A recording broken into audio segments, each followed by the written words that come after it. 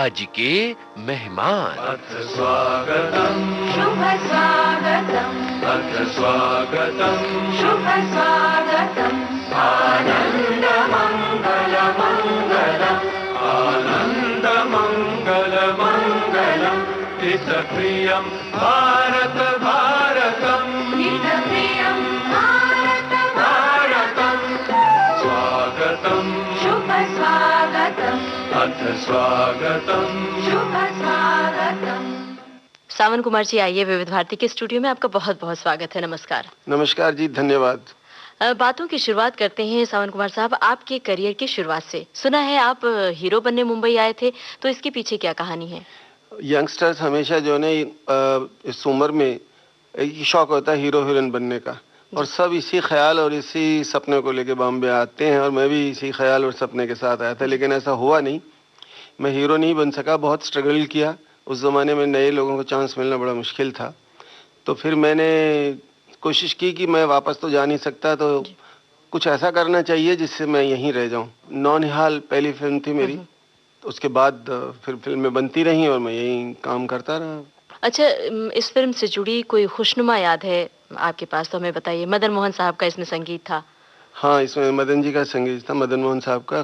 कैफी आजमी साहब ने इसके गीत लिखे थे। और इसमें जो मोस्ट मेमोरेबल बात है वो ये है कि इस फिल्म में 2 एक्टरों को मैंने चांस दिया था उनको, क्योंकि मेरे मन में एक आग थी कि मुझे किसी ने चांस नहीं दिया, तो मुझे बदले की भावना मेरे मन में नहीं आई। मैंने सोचा कि अगर मुझे चांस नहीं मिला है तो मैं जो लोग नए हैं उनको मैं चांस दूंगा। तो फिर संजीव कुमार और जूनियर महमूद, इन दोनों को मैंने इस फिल्म में चांस दिया, और दोनों ही काफ़ी कामयाब। संजीव साहब तो बहुत ही बड़े स्टार बने, लेकिन जूनियर महमूद भी अपने ज़माने में बहुत पॉपुलर हुए। तो सावन कुमार जी, ये तो थी निर्माता बनने की बात, लेकिन निर्माता से निर्देशक बनने की प्रेरणा किससे मिली आपको?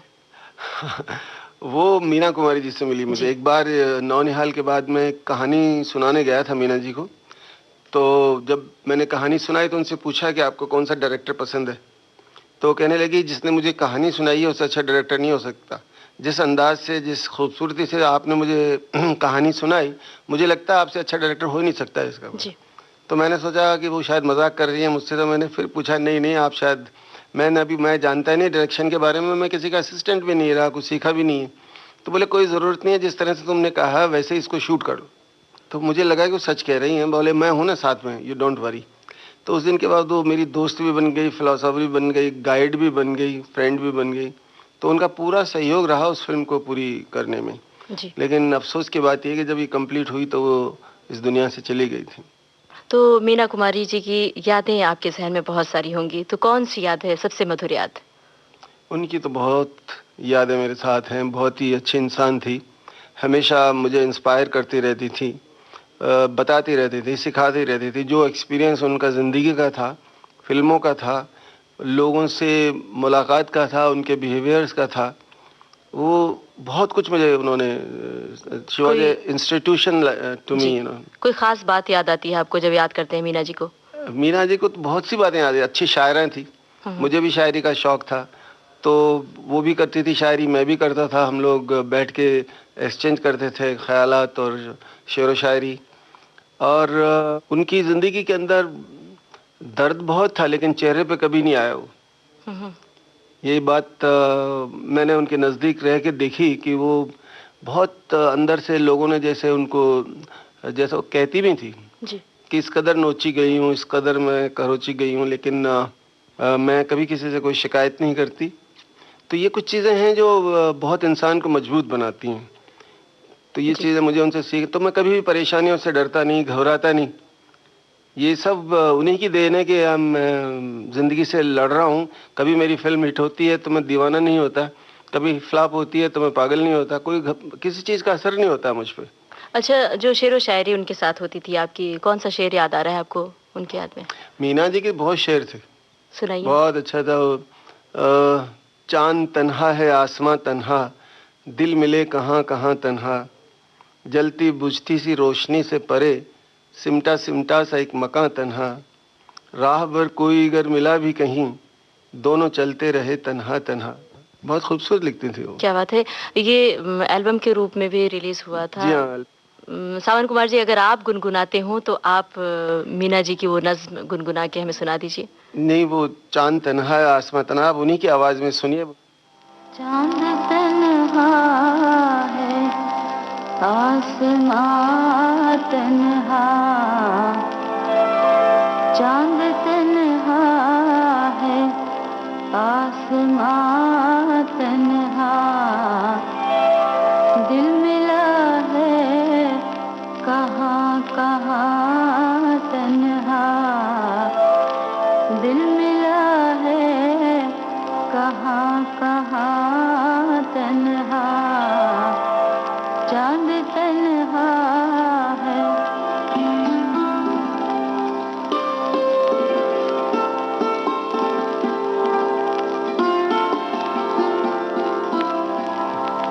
बुझ गई आस, छुप गया तारा, बुझ गई आस, छुप गया तारा, थरथराता रहा धुआं तन्हा, थरथराता रहा धुआं तन्हा, चांद तन्हा है।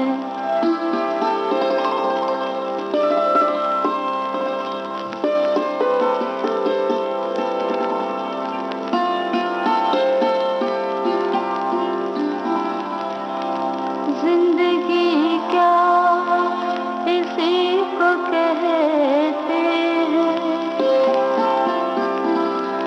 जिंदगी क्या इसी को कहते हैं, जिस्म तन्हा है और जान तन्हा, जिस्म तन्हा है और जान तन्हा, चांद तन्हा है।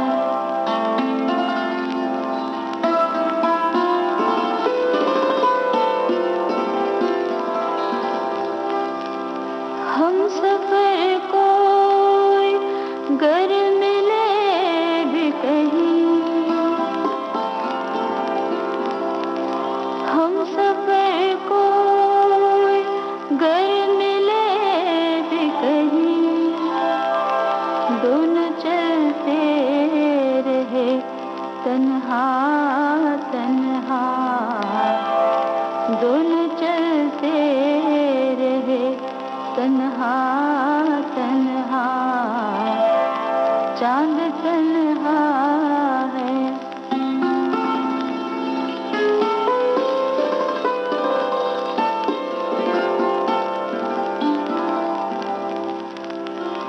जलती बुझती सी रोशनी के परे, जलती बुझती सी रोशनी के परे, सिमटा सिमटा सा एक मकान तन्हा, सिमटा सिमटा सा एक मकान तन्हा, राह देखा करेगा सदियों तक, राह देखा करेगा सदियों तक, छोड़ जाएंगे ये जहां तन्हा, छोड़ जाएंगे ये जहां तन्हा, छोड़ जाएंगे जहां तन्हा। अच्छा, ये बताइए कि आपके भीतर छिपे गीतकार को दुनिया के सामने आने का मौका कैसे मिला? जब मेरी पहली दूसरी फिल्म गोमती किनारे, जो मीना जी की डेथ के बाद मैंने सोचा कि नई फिल्म बनाई जाए, तो फिर मैंने एक फिल्म प्लान की, हवस जी। तो उसमें मैं मजरू साहब के गाने लेना चाहता था, लेकिन मजरू साहब ने मना कर दिया मुझे कि नहीं, मैं तो इतने पैसे लूँगा तो लिखूँगा तो थोड़ी वो प्रॉब्लम होगी मेरे उनके बीच। तो मुझे ज़रा थोड़ा, क्योंकि पिछली फिल्म के गाने उन्होंने ही लिखे थे, गोमती किनारे के, जिसमें मीना जी थी, वो फिल्म फ्लॉप हो गई जी। तो मैंने कहा अंकल वो फ्लॉप हो गई है, आप ज़रा थोड़ा रीजनेबल कर दीजिए, मुझे सिर्फ 2 गाने चाहिए। बोले मियाँ 2 हो या 9 हो, पैसे हम इतने ही लेते हैं, इतने देने पड़ेंगे।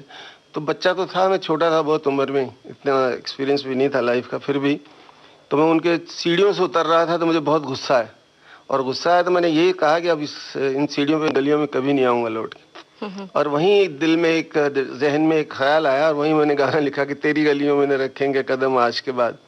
और जब मैंने आके उषा खन्ना जी को सुनाया तो उन्होंने फ़ौरन उसकी ट्यून बनाई, तो वो और अच्छा लगने लगा।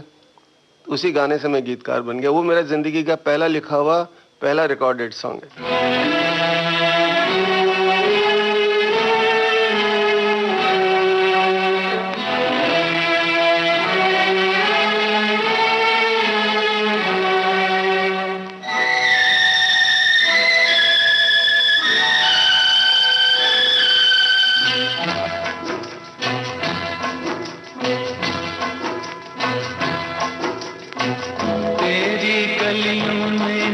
रखेंगे कदम आज के बाद, तेरी गलियों में न रखेंगे कदम आज के बाद, तेरे मिलने को न आएंगे सनम आज के बाद, तेरी गलियों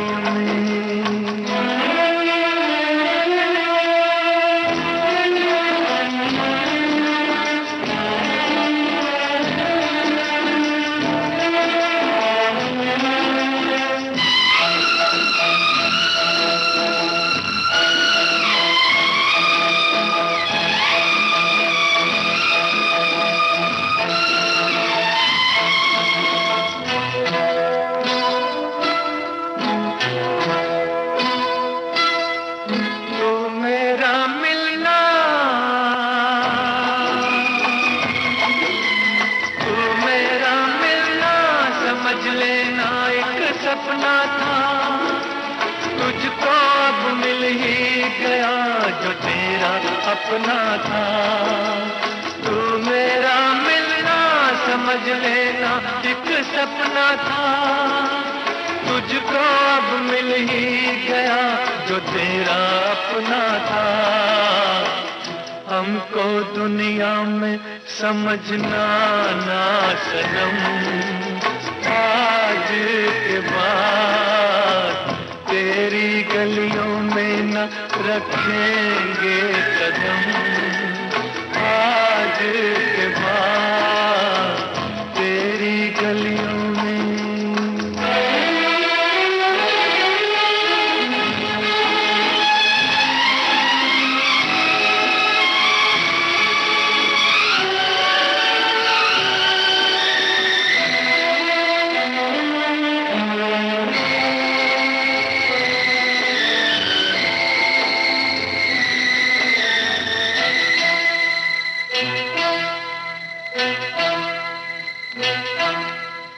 घिर के आएंगी,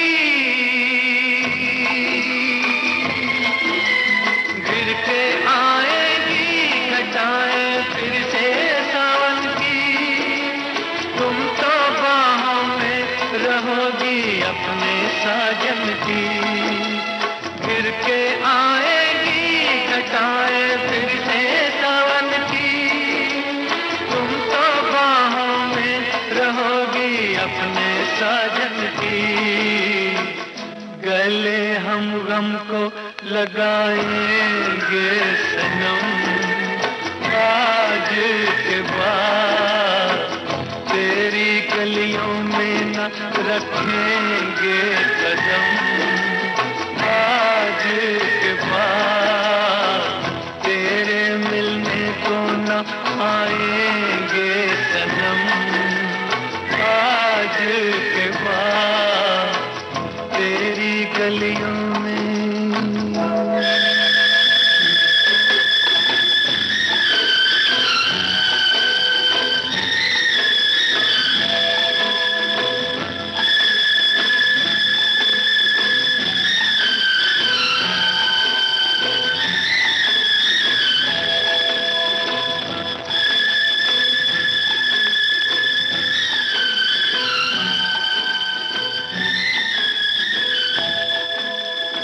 सावन कुमार जी, आप हवस फिल्म के गाने तक निर्माता, निर्देशक और गीतकार बन चुके थे। तो ये बताइए कि तीनों जिम्मेदारी निभाने में आपको कुछ मुश्किल नहीं आई? नहीं, नहीं मुश्किल नहीं आई। ये तो बड़ा क्रिएटिव काम है और काम करने से मैं उस वक़्त डरता नहीं था। एक तो यंग था और मुझे बहुत अपनी जगह बनानी थी, नाम करना था। तो मैं चाहता था कि सारे काम अच्छे करूँ, उसकी क्रेडिट मुझे मिले और मेरे को इंस्पिरेशन मिले और मैं आगे बढ़ूँ। इसलिए मुझे कोई प्रॉब्लम नहीं होती थी काम करने की। जी।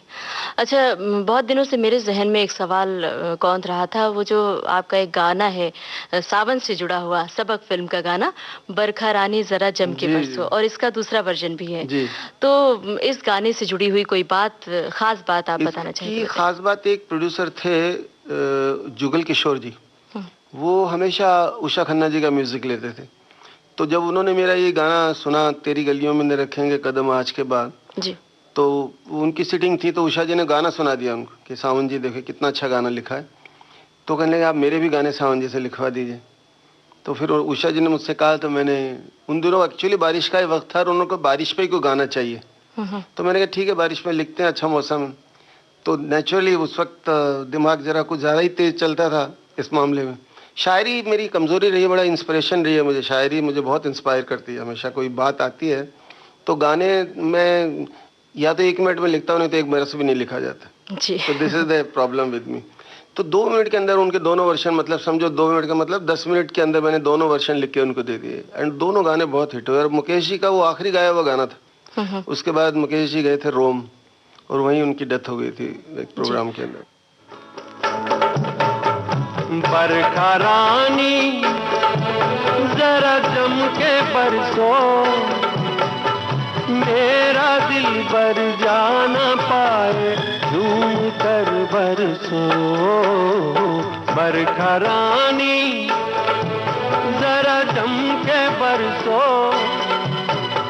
मेरा दिल बर जाना पाए झूम कर बरसो। बरखा रानी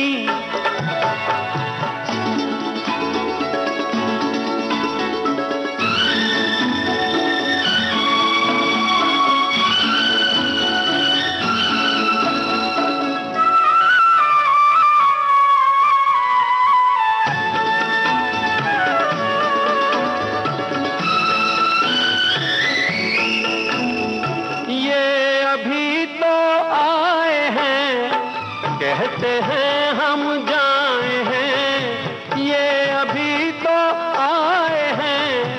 कहते हैं हम जाए हैं, तू बरस बरसों बरस, ये उम्र भर ना जाए रे। बरखा रानी जरा जम के बरसो, मेरा दिल बर जाना पाए झूम कर बरसो। बरखा रानी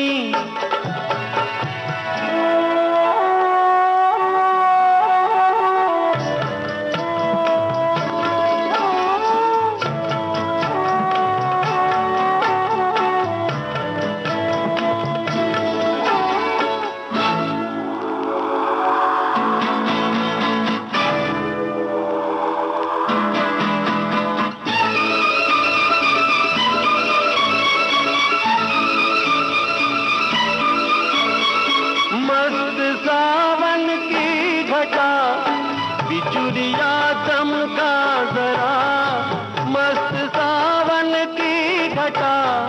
बिजुलिया चमका जरा, यार मेरा डर के मेरे सीने से लग जाए रे। बरखा रानी जरा जम के बरसो, मेरा दिल बर जाना पाए झूम कर बरसो।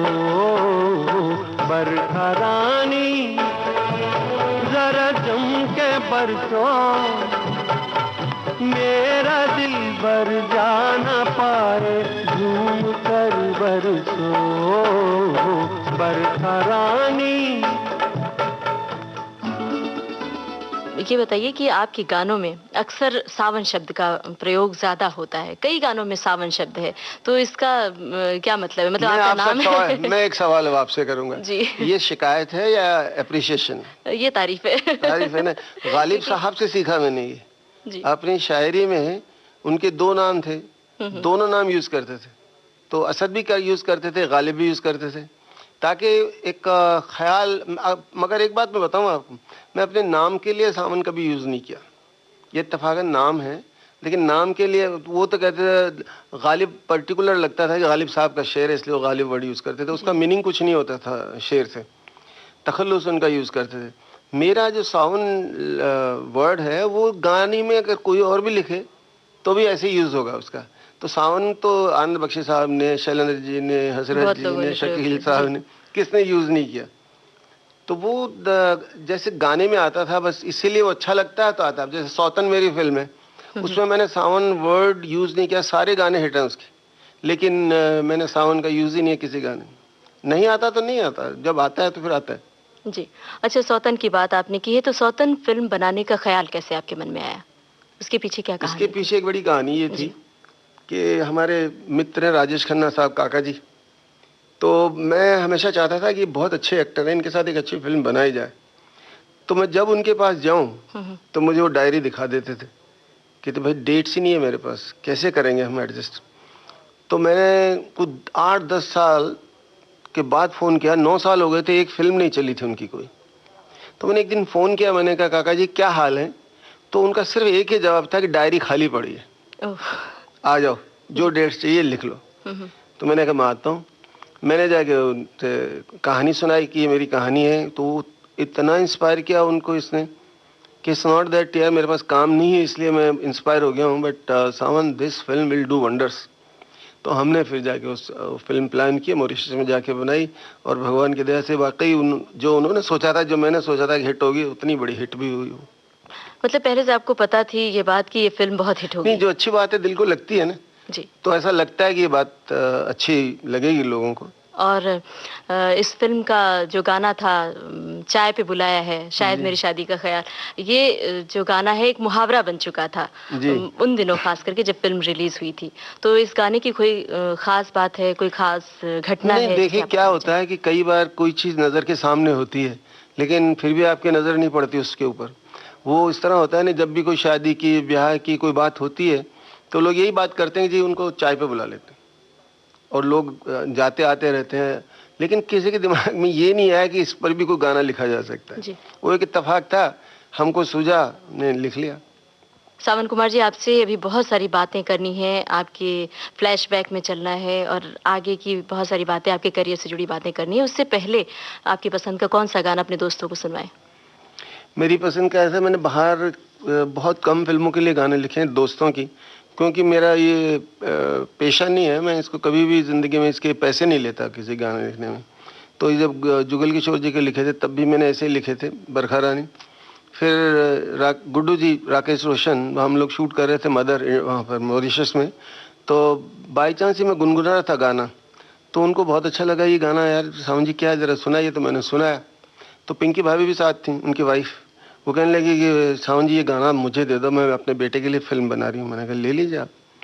तो बस वो इस तरह से सिलसिला शुरू। फिर उन्होंने बहुत पैसे मुझे ऑफ़र किए, लेकिन मैंने कहा नहीं भाई, मैं गाने लिखने के पैसे लेता नहीं, क्योंकि मेरा बिजनेस नहीं है, तो दोस्ती में लिखता हूँ। तो मैंने 3 ही गाने लिखे उनकी, कहो ना प्यार है, कहो ना प्यार है जी। तो इस वक्त कौन सा गाना सुना है? लहरों कोई भी सुनाई।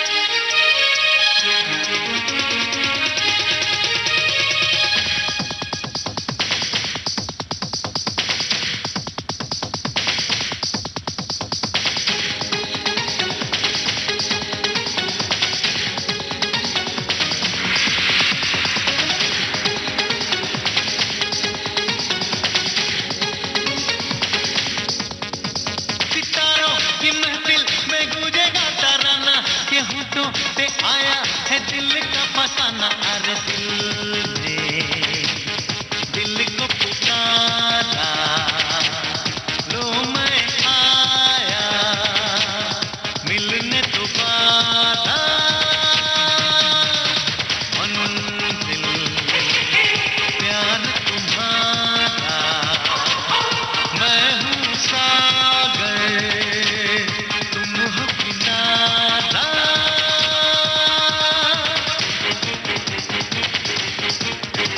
सितारों की महफिल में गूंजेगा तराना, के होठों पे आया है दिल का फसाना। अरे दिल को पुकारा तो मैं आया मिलने दोबारा।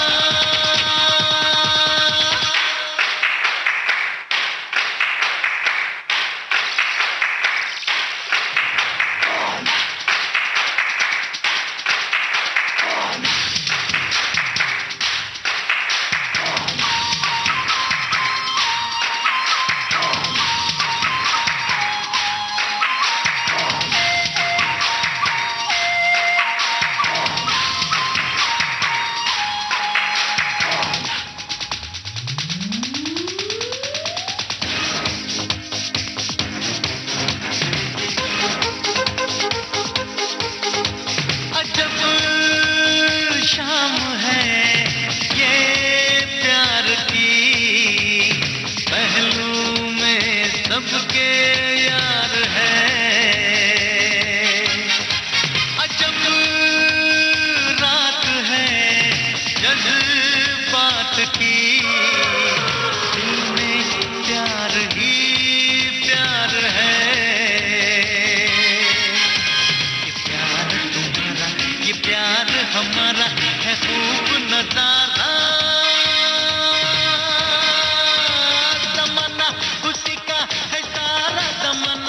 जिसने भी सीखा है प्यार निभाना। अरे दिल को पुकारा तो मैं आया मिलने दोबारा। मंजिल प्यार तुम्हारा, मैं हूँ सागर तुम हो किनारा।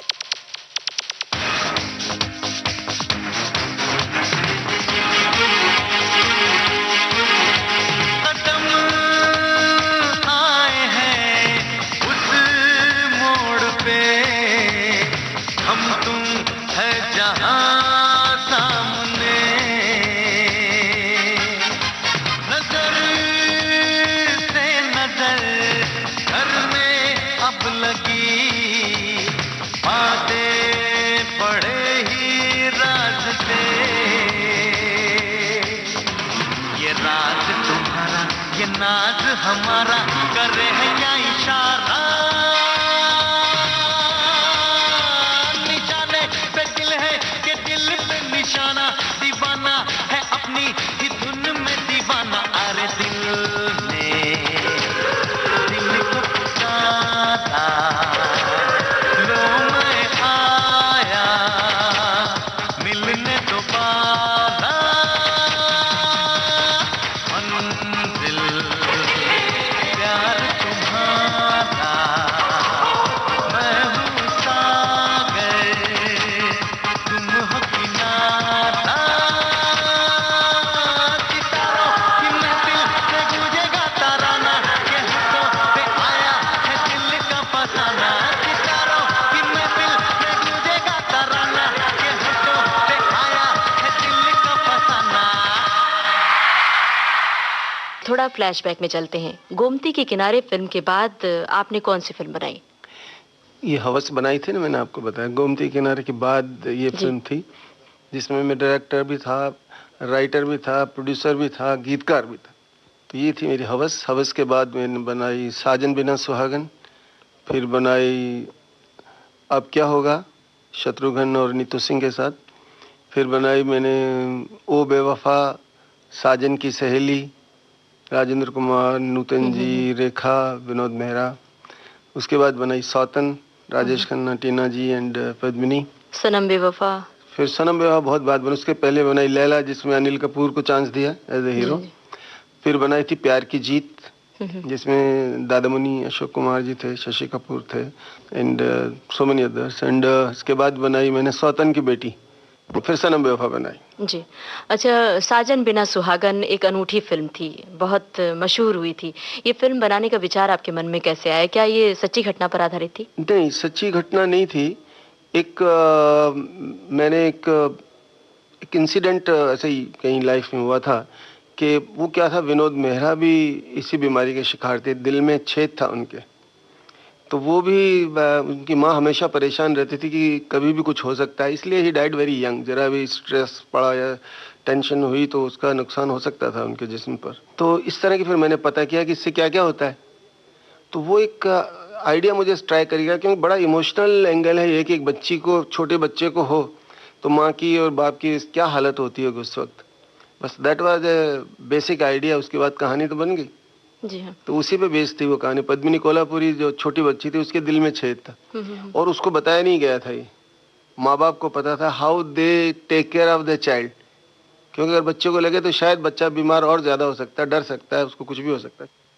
अच्छा, सुना है कि राज कपूर साहब का इस फिल्म के लिए खास तौर से आशीर्वाद रहा है। हाँ, इसके पीछे एक बहुत दो इंसिडेंट बहुत कमाल के हैं। एक तो ये कि जिस दिन मैं राजेंद्र कुमार के बारे में सोचा कि नूतन और राजेंद्र कुमार ने कभी एक साथ काम नहीं किया था। जी। कुछ प्रॉब्लम्स थी पहले कि वो रवेल साहब के असिस्टेंट थे और नूतन जी उस वक्त काम कर रही थी। इन दोनों की कुछ मोहब्बत हो गई थी, एक दूसरे को पसंद करने लगे थे। वो बात घर वालों को पसंद नहीं आई तो इनको निकाल दिया था नौकरी से वहाँ। तो जैसा मुझे राजेंद्र जी ने बताया था, तो ये बहुत रोते थे। तो इनकी आंखें जरा काली काली हो गई, कुछ हो गया था उनको प्रॉब्लम। तो फिर ये बरसों गुजर गई। नूतन जी सुपरस्टार हो गई, राजेंद्र कुमार जुबली कुमार हो गए, कभी काम नहीं किया इन्होंने साथ में। दोनों ही जब आउट हुए, जब मतलब काम नहीं था, न नूतन जी के पास काम था, न राजेंद्र कुमार जी के पास काम था, तो फिर एक दिन जब हमने ये कहानी बनाई तो मुझे लगा कि ये किरदार राजेंद्र कुमार कर सकते हैं और माँ का रोल नूतन कर सकती है। तो किसी ने कहा भी इन्होंने कभी काम नहीं किया साथ। मैंने कहा doesn't matter, let me take Rajendra Kumar, is a friend of mine, Nutan ji से बात करेंगे। तो मैं गया तो उस दिन राजेंद्र कुमार जी का बर्थडे था। देखिए, जो जुबली कुमार थे, फूल भी कोई 30-40 गुलदस्ते पड़े हुए थे फूलों के, ज्यादा नहीं थे। एक जमाना था बंगला भर जाता था गुलदस्तों से, फूलों के गुलदस्तों से। तो अब के मैं गया तो सिर्फ 2 आदमी बैठे हैं लॉन्ग शॉट में। तो भाभी जी ने बोला हम बाहर बैठे हैं बालकनी में, आप भी चले जाओ उधर। तो मैं बाहर आया, देख तो राज साहब बैठे हैं, मिस्टर राज कपूर, और राजेंद्र जी बैठे हैं। तो मैं राज जी के हमेशा पाँव छूता। मैंने कहा नमस्ते बाबा जी। तो मैंने जाके उनके पाँव छू, अरे आओ साउन, बैठो बैठो। मैंने कहा भाई साहब मुबारक हो, बर्थडे आपका है। तो कहते यार तुम 4 साल में पहले आदमी हो जो चल के आए हो, जो मेरे इतने करीब दोस्तों में से भी नहीं हो। जो मेरे करीब दोस्त हैं वो तो आते ही नहीं है, एक ही है बस, राज कपूर एंड राजेंद्र कुमार। तो मैंने कहा नहीं, मैं तो आज दूसरे मतलब से भी आया था, मैं आपको साइन करने आया हूँ साजन बिना सुहागन के लिए। तो खड़े हो गए। मैंने 11,000 का चेक रखा उनके सामने। उस जमाने में यही होता था, शगुन के पैसे दे दीजिए। आज तो लाखों करोड़ों साइनिंग लगता है। तो बड़े खुश हो गए, उन्होंने गले लगा लिया मुझे। तो राज जी बड़े खुश है कि मुझे बहुत अच्छा लगा यार, आज मेरे दोस्त के जन्मदिन के दिन तुम इनको साइन करने आए हो। तो मैंने फिर उनसे कहा, मैंने पापा जी आप मुहूर्त का क्लैप दीजिए। तो राज जी इतने भावुक हो गए थे कि मैं मुहूर्त का क्लैप नहीं दूंगा, मैं जुबली की ट्रॉफी बांटने आऊंगा इस फिल्म की। क्या बात है। मैंने कहा तो आपने ब्लेसिंग दे दिया मुझे। कहने ऐसा होगा जी। तो जब तक उन्होंने कोई कहानी नहीं सुनी थी, कुछ नहीं था, राजेंद्र जी को कुछ पता नहीं था। फिर मैंने कहा ठीक है, फिर ये वादा रहा है कि आप मेरी ट्रॉफी बांटने आएंगे जुबली की। डन। और सच में और वो आए। जब जुबली हुई तो ट्रॉफी बांटी राज साहब ने आगे। ये था साजन बिना सुहागन का आगे पीछे। जी। अच्छा, वो दूसरी घटना कौन सी है? मतलब और एक बात बताना चाहते थे? यही बात थी। दूसरी बात ये थी, राजेंद्र जी हमारे साथ बड़ा, मतलब फिर तो दोस्ती इतनी हो गई थी कि पूछे मत। तो इतना बड़ा स्टार, कोई कॉम्प्लेक्स नहीं उनको, इन्फीरियरिटी कॉम्प्लेक्स नहीं। हम शिमला में शूटिंग कर रहे थे, तो नेचुरली कम बजट की फिल्म थी, तो इतना स्टाफ नहीं ले जा सकते थे ज्यादा लोग। तो ये रिफ्लेक्टर उठा के चल देते थे नीचे पहाड़ी से अपने कंधे पे। हम कुछ धुआं वुआं छोड़ते थे जरा फॉग का इफेक्ट देने के लिए, तो जलती परात उठा के पीछे पीछे चलते थे। अच्छा। ये कोई नहीं करता आज, तो इंसल्ट फील करेगा आज के एक्टर अगर ऐसा करेगा तो। उस जमाने में ये लोग बड़े कोऑपरेटिव, लगता था अपनी फैमिली की फिल्म है, हमारी फिल्म है, अपनी फिल्म है, तो बहुत अपनापन होता था उस वक्त। अच्छा, इस फिल्म की शूटिंग से जुड़ी हुई कोई बात याद आती है आपको, कोई खास बात जो बताना चाहें विविध भारती के दोस्तों? नहीं, और नूतन जी से जब हमने बात की तो उन्होंने कोई ऑब्जेक्शन जाहिर नहीं किया था, उन्होंने फौरन एग्री कर लिया। और फिर हमने मोस्टली फिल्म शूट किया हमने शिमला में, तो वहाँ कोई ऐसी टेंशन, कमलेश्वर जी मेरे साथ थे राइटर, तो वो मेरी फिल्म के डायलॉग उनके लिखे हुए हैं, उनका पूरा सहयोग रहा। बात इतनी अच्छी थी, एवरीथिंग वाज गुड। अच्छा, आगे बढ़ने से पहले आपकी पसंद का कौन सा गाना सुनवाएं? मेरी पसंद के गाने तो लाखों हैं। अब आप मेरी फिल्म का गाना सुनाना चाहेंगी या किसी और का? आप कहें तो इसी फिल्म का गाना सुन लेते हैं, साजन बिना सुहागन का सुनाइए ना, फिर मधुबन खुशबू देता है। मधुबन खुशबू देता है, सागर सावन देता है, जीना उसका जीना है जो औरों को जीवन देता है, मधुबन खुशबू देता है।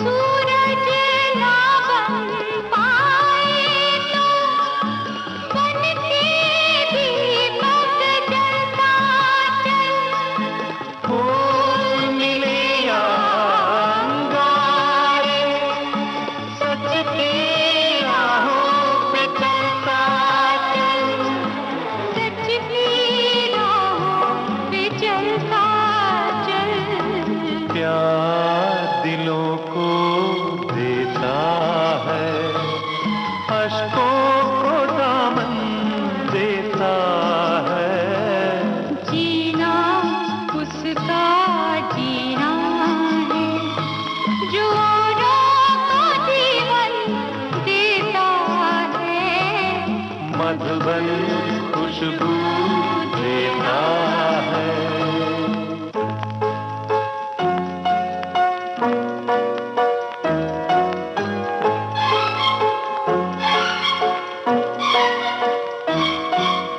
चलती है लहरा के पवन के साथ सभी की चलती रहे।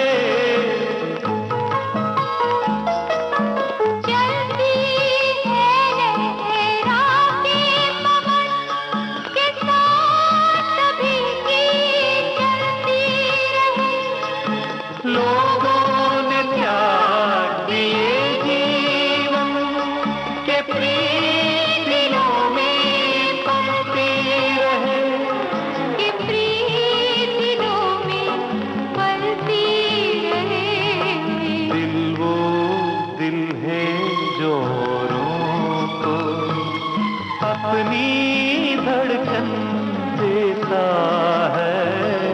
जीना उसका जीना है जो औरों को जीवन देता है। मधुबन खुशबू देता है। अच्छा, आपकी ज्यादातर फिल्मों में संगीत उषा खन्ना ने ही दिया है। उनके संगीत में आपको सबसे बड़ी खासियत क्या लगती है? देखिए, उषा जी का कमाल ये है कि उनके पास मेलोडी बहुत कमाल है गानों में। एक बार जो हाथ जाता है ना, सिचुएशन पूरी समझती हैं, डिस्कस करती हैं, लफ्ज़ों को ले लेती हैं, सामने रख देती हैं कागज़, और जो पहला हाथ पड़ता है ना, वही ट्यून उनकी निकलती है और वही हिट होती है। ये मिरेकल है कुछ। अच्छा। सरस्वती का ब्लेसिंग है उनको। बेस्ट कंपोजर है वो मेरी नज़र में। लेकिन वो क्या है कि इन दोनों फिर वो काम करना कम कर दिया, वक्त के साथ चली नहीं। तो हालांकि वक्त को तो उन्होंने पहले ही पीछे ले गई थी। वो जो गाने थे उनकी फिल्मों के, दिल दे के देखो दिल दे के, इतना मॉड म्यूजिक था, वो आज भी लोग नहीं दे सकते जी, इतना मॉड उस जमाने में था। तो वो था, लेकिन अभी वो शौक नहीं है ज़्यादा काम करने का।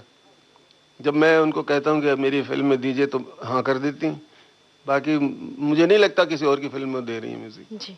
अच्छा, उषा जी का स्वरबद्ध किया हुआ कौन सा गाना आपके दिल के करीब है सबसे ज्यादा? कुछ गाने 2-4 आपको याद हो? नहीं, मेरा जो पहला ही गाना मैंने बताया था, हाँ। दूसरा गाना वो था बरखा रानी, तीसरा था मधुबन खुशबू देता है। हाँ। फिर मेरी फिल्म का जिंदगी प्यार का गीत है, मुझे बहुत पसंद है, सौतन का। वो गाना उन्होंने बहुत ही खूबसूरत कंपोज किया है। देखिए जैसे लफ्ज है ना, ऐसी उसकी धुन है। बहुत ही अच्छा कंपोज किया। किशोरदा ने भी गाया वो गाना, लता जी ने भी गाया। उसके दो पहलू थे, एक हैप्पी और एक सैड, और दोनों में दो मूड हैं कंपोजिशन में, और दोनों ने बहुत खूबसूरती से उस गाने को गाया। जिंदगी प्यार का गीत है, इसे हर दिल को गाना पड़ेगा। जिंदगी प्यार का गीत है, इसे हर दिल को गाना पड़ेगा। जिंदगी गम का सागर भी है, हंस के उस पार जाना पड़ेगा।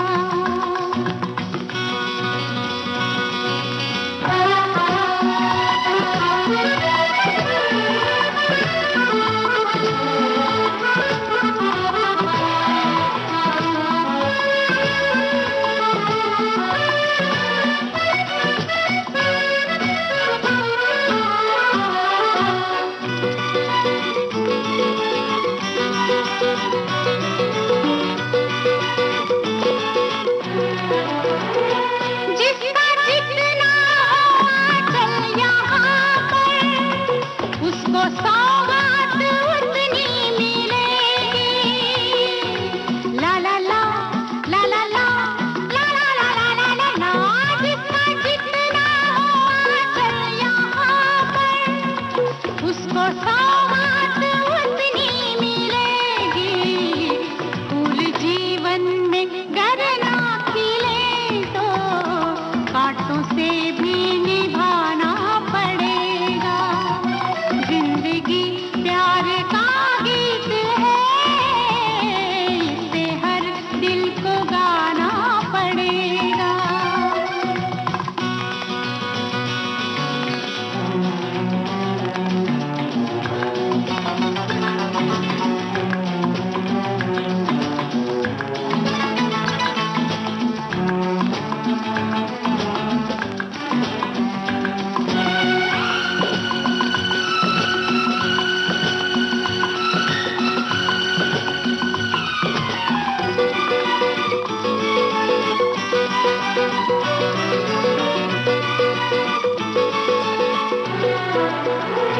है अगर दूर मंजिल तो क्या, रास्ता भी है मुश्किल तो क्या।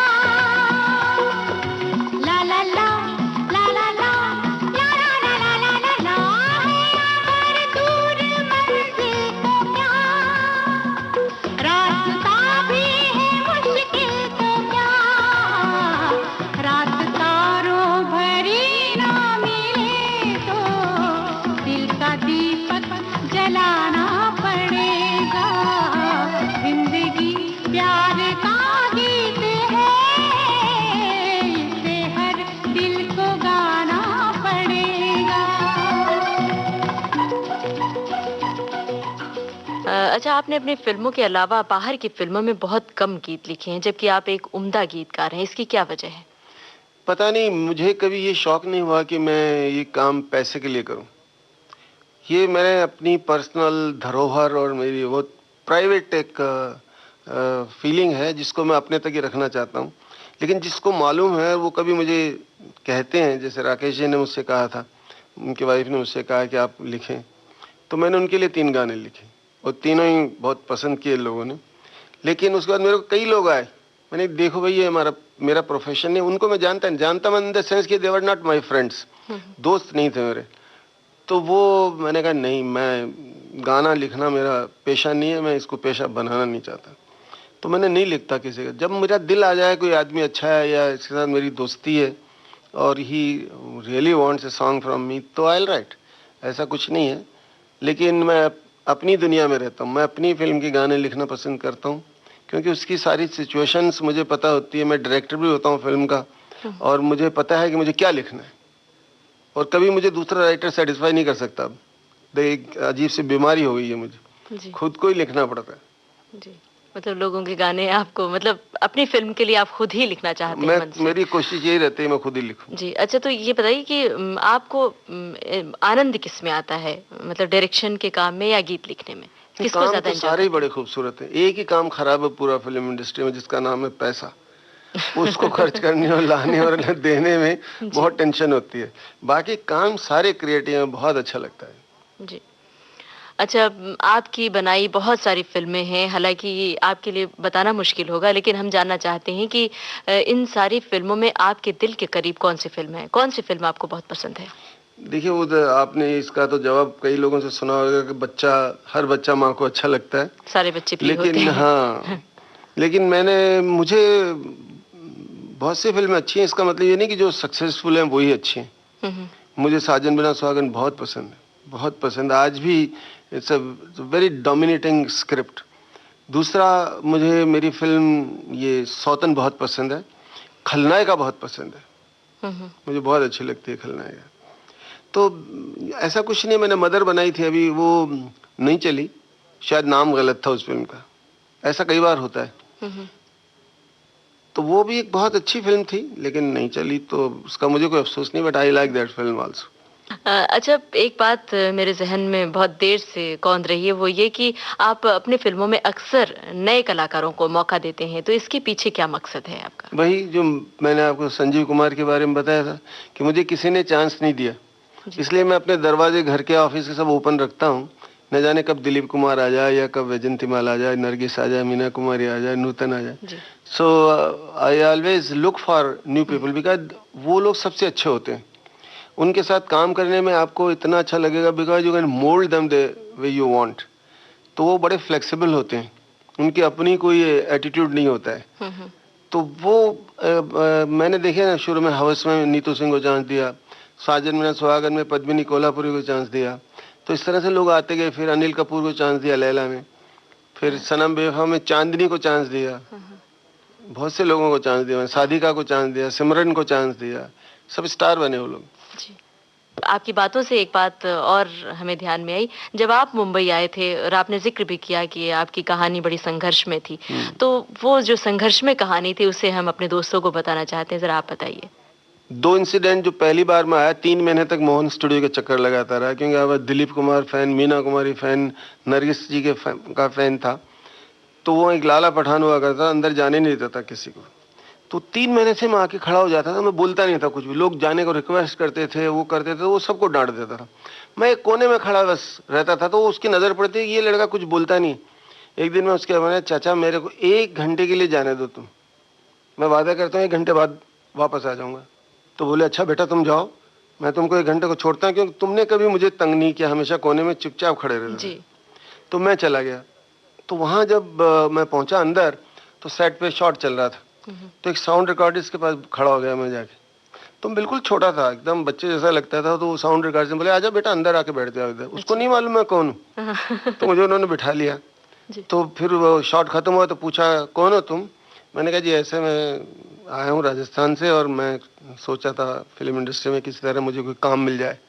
तो कुछ जानते हो? मैंने नहीं, कुछ भी नहीं जानता, बिल्कुल अनाड़ी। फिर उनको बिमलदा ने अंदर बुला लिया। उस वक्त एक फिल्म की शूटिंग चल रही थी, दिलीप साहब वहाँ थे और मीना कुमारी थी, यहूदी फिल्म की शूटिंग चल रही थी, यहूदी फिल्म की।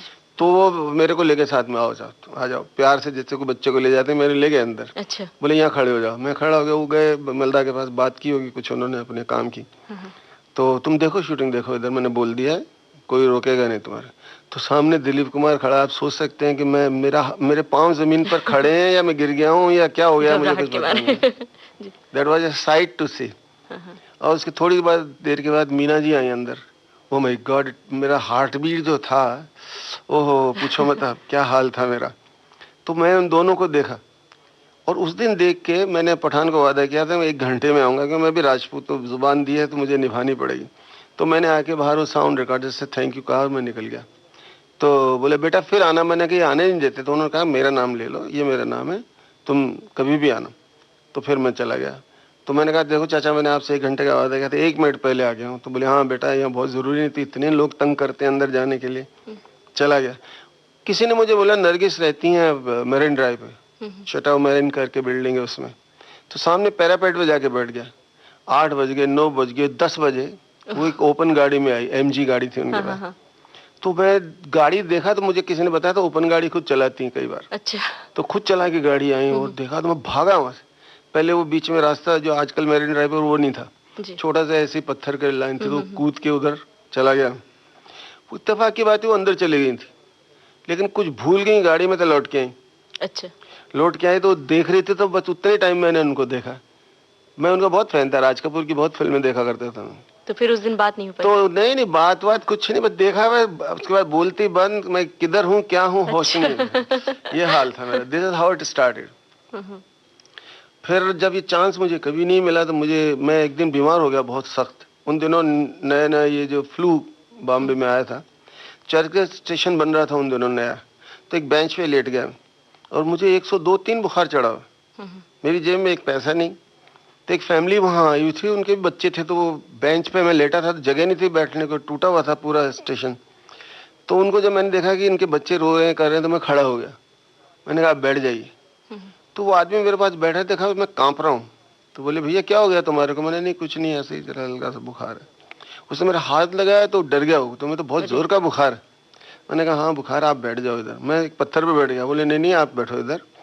उसकी बीवी और 2 बच्चों को बिठा दिया उस पर, अब बैठो। वो गया, चाय लाया, वो गोली लाया और मुझे दिया। बोले ये खा लो तुम, और ये बिस्किट भी लाया हूँ, 2 बिस्किट खा के 1 गोली ले लो तुम। तो मैंने उस वक्त मना नहीं कर सका, क्यों शायद मुझे उसकी ज़रूरत थी। तो वो बेचारे ने खिलाया मिला। बोले फिर उसने मुझे 10 रुपये देने की कोशिश की, मैंने वो नहीं लिया उससे। मैंने कहा बहुत शुक्रिया आपका, आपने मेरा इतना ख्याल किया, थैंक यू वेरी मच। और वो चले गए ट्रेन पकड़ के। तो उससे मेरा बुखार कम हुआ, ठीक हुआ। मैं उठ के तो 2-3 गोली और दे गया था, पत्ता लाया था कि उसमें और भी गोलियां थी। तो ये 2-3 घंटे बाद तुम फिर खा लेना 1 आध गोली। तो ऐसे करते वो ठीक हुआ। This was a very painful incident in my life, I can't forget that. अच्छा, उस वक्त कहाँ, परिवार कहाँ था, आप कहाँ, किसके साथ रहते थे? मैं तो राजस्थान से आया था ना, मेरी मदर थी, मेरे फादर की तो डेथ हो गई थी बचपन में। लेकिन मैं आया था यहाँ अकेले, घर से भाग आया था 45 रुपये लेके, हीरो बनने आया था। तो मैं 2 बरस तक तो घर वालों को एड्रेस भी नहीं दिया मैं कहूँ, क्योंकि मुझे माँ बुलवा लेती वापस। पर मैं उनको चिट्ठी लिख देता था कि मैं ठीक हूँ और बिल्कुल आराम से हूँ, आप चिंता न करें, जब कुछ कर लूँगा तो मैं आपको फिर अपना पता दूंगा जी। तो उनको ये तसल्ली रहती थी कि चलो वो ठीक ठाक है।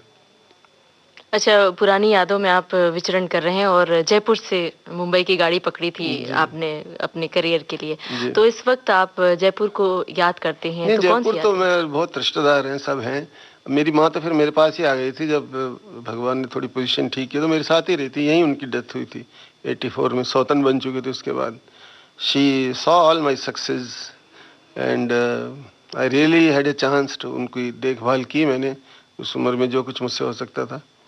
और वो भी मेरी बहुत अच्छी दोस्ती थी, माँ होते हुए भी बड़ा इंस्पायर करते थे हमेशा मुझे। तो बाकी मेरे सिस्टर्स हैं, ब्रदर्स हैं, वो सब अंकल्स हैं, सब राजस्थान में ही रहते हैं। हर वक्त कोई शादी ब्याह की बात होती है, कोई काम होता है, तो मैं आता जाता रहता हूँ। अच्छा, वक्त के साथ फिल्में बनाने का तरीका बदला है, तो क्या वक्त के साथ गीतकार, निर्माता, निर्देशक सावन कुमार जी में भी बदलाव आया है? किस तरह से बदलाव आया है, अगर आया है तो? देखिए, अगर कोई भी साइंस की तरक्की होती है तो इंसान को हालात की तरक्की होती है, कल्चरल चेंज आता है, बिहेवियर्स का चेंज आता है, एटीट्यूड्स का में चेंज आता है, एजुकेशन में चेंज आता है, नॉलेज में चेंज आता है। तो आदमी का अगर एक सक्सेसफुल आदमी को इन सब को साथ लेके चलना चाहिए। ये नहीं कि अपने पिछले ज़माने में बैठे जी मेरा वो पिक्चर मेरी हिट थी, मैं तो ऐसे ही बनाऊंगा, तो वो नहीं चलेगा। You have to change yourself with the times. लेकिन मैं एक बात, इस सारी बातों का एक जवाब ज़रूर देना चाहूँगा कि कपड़े का फैशन बदल सकता है, चलने का फैशन इसलिए बदल सकता है कि आप पहले पैदल चलते थे, फिर बैलगाड़ी में चलते थे, फिर शायद ऊँट घोड़ों पे चलते थे, फिर साइकिल आ गई, फिर स्कूटर आ गया, कार आ गई, हवाई जहाज आ गया। तो ये तरक्की साइंस की है। कपड़ों में बदलाव आ गया, ये भी एक डिज़ाइन की तरक्की है।